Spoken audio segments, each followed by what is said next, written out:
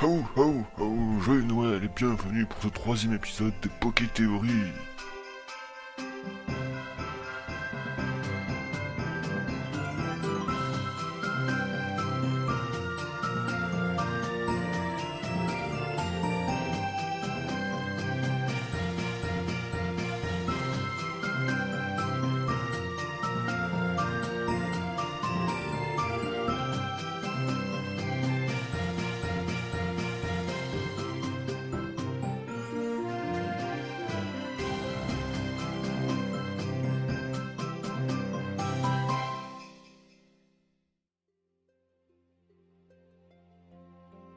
Allez, salut tout le monde, écoutez, bienvenue pour ce troisième épisode de Poké Théorie.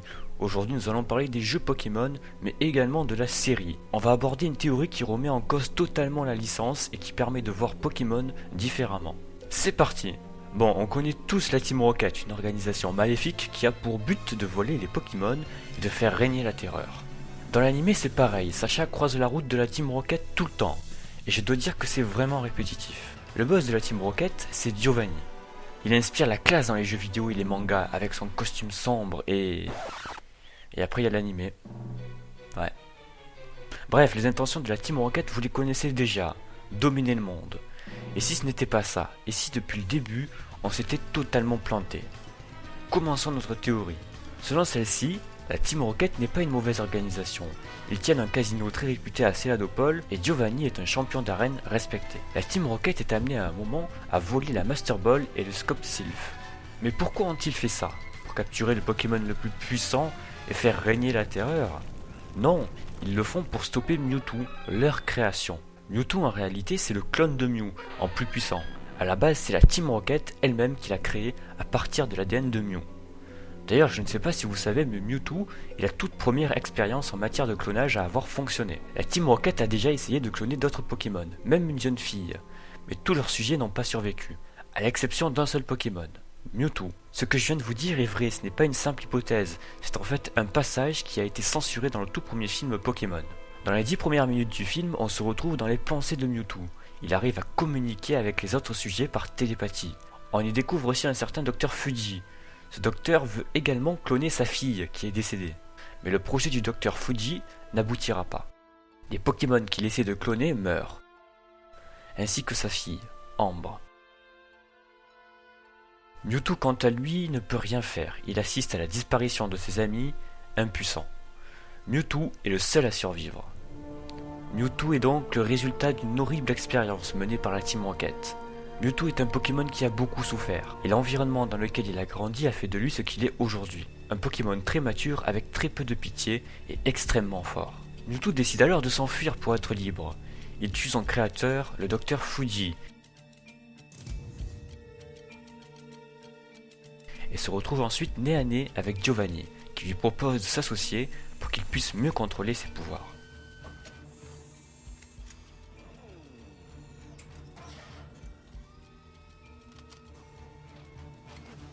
Ils trouvent tous deux un accord, mais Mewtwo change rapidement d'avis et s'enfuit en faisant exploser à nouveau un laboratoire de recherche de la Team Rocket.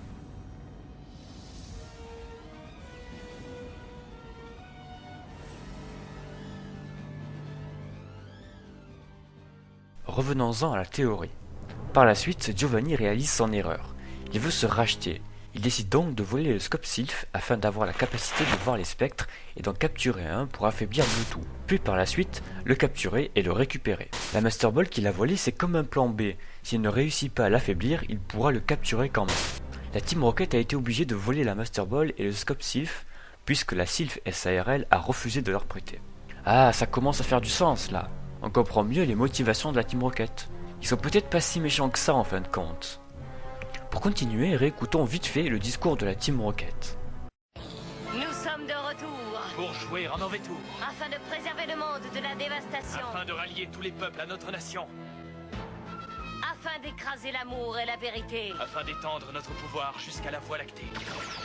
Jesse, James, Je crois que j'ai trop entendu cette devise là. Je vais faire une overdose. Bref, on fait plus tellement attention à ce que racontent ces trois personnages là puisqu'on les voit surtout comme des nuls qui ne font que perdre. Sauf que dans cette devise, il y a des choses très importantes que vous n'avez peut-être pas remarquées. Afin de préserver le monde de la dévastation. Ça vous fait pas penser à quelque chose, ça? La team Aqua et la team Magma. Ils veulent étendre soit l'océan, soit la terre ferme pour avoir plus d'espace. Et pour cela, ils sont prêts à utiliser les Pokémon Groudon ou Kyogre, en risquant un bouleversement terrible de l'écosystème qui pourrait peut-être engendrer la fin des temps. Voilà de quoi parle en fait Jessie lors de son discours. Afin de rallier tous les peuples à notre nation. Là, James parle en réalité de la Team Flare. La Team Flare a pour objectif de rendre toute la région belle. Ils sont obsédés par la beauté à tel point qu'ils souhaitent détruire la région pour en reconstruire une meilleure. Afin d'écraser l'amour et la vérité. Cette fois-ci, on parle de la Team Plasma.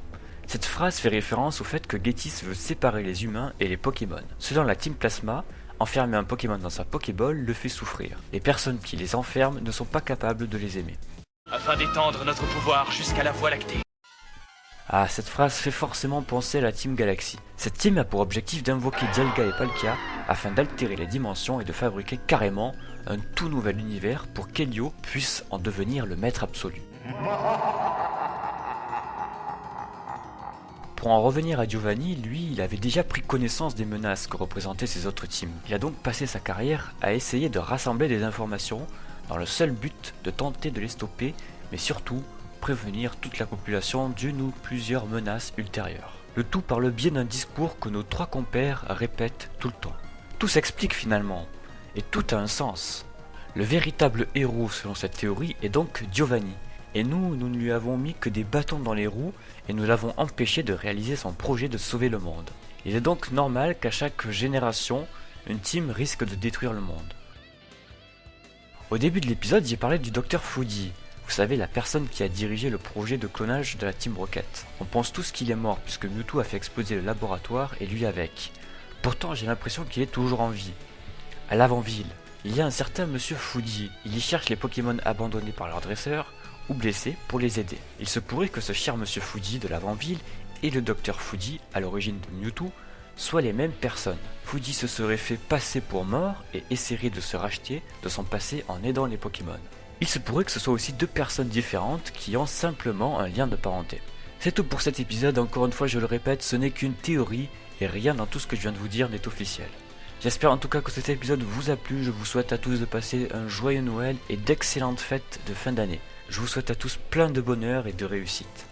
2015 ça a été une année assez difficile pour moi, mais j'ai pu compter sur vos commentaires qui ont été vraiment encourageants, alors merci à vous tous. On se retrouve fin janvier pour la suite de Poké Théorie. Salut!